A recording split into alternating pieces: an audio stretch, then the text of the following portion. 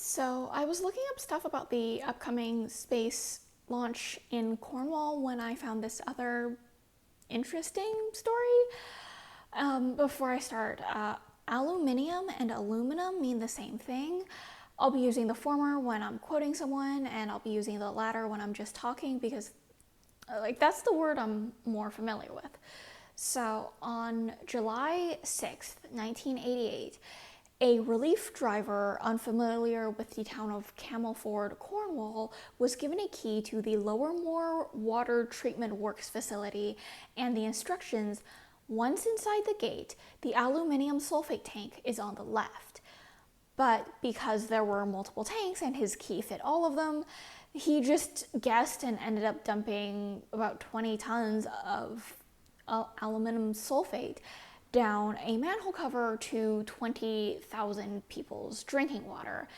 And aluminum sulfate is used in water treatment because it causes some impurities to coagulate and form larger particles that will sink and be easier to filter out. But the water he dumped it in had already been treated, so it became a contaminant itself.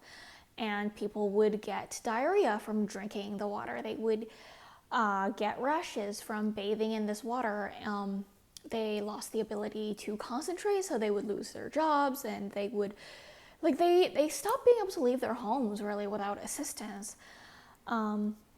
One man went to the hospital after his toenails fell out, and the doctors found a ring of aluminum in his bones, like a tree ring. A woman named Carol Cross died from a rare form of Alzheimer's in her late 50s, and the coroner found 10 times the usual amount of aluminum in her brain. He was quoted saying, "It's not the sole cause of her death, but it's probably responsible for the aggressive form and the very early onset of her disease." And she's not the only victim.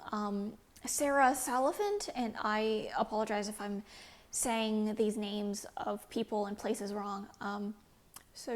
This other woman in her 50s hung herself after she started experiencing dementia symptoms.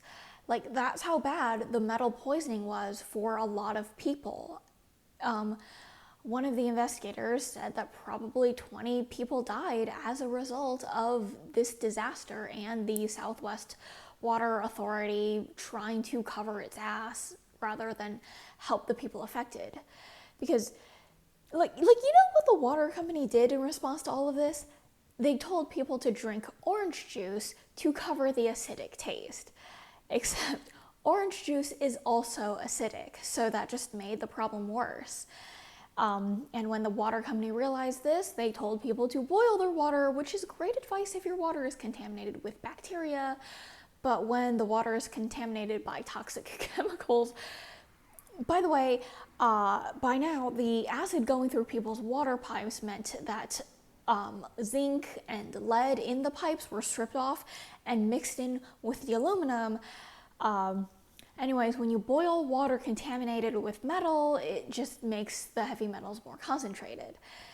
Literally not giving any advice would have been better than the advice they gave. Oh, by the way, it also took 3 weeks for anybody to acknowledge that there was a problem at all.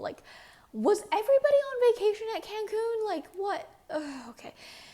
Anyways, according to the most recent data I could find from 2011, they only ended up paying 500,000 pounds to about 650 people, so everybody got around 11,000 pounds, so I think $16,000.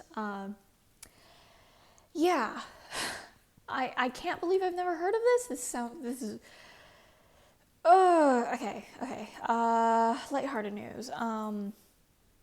Right, okay, so in lighthearted news, last night a storm blew a quarter off my roof. Oof.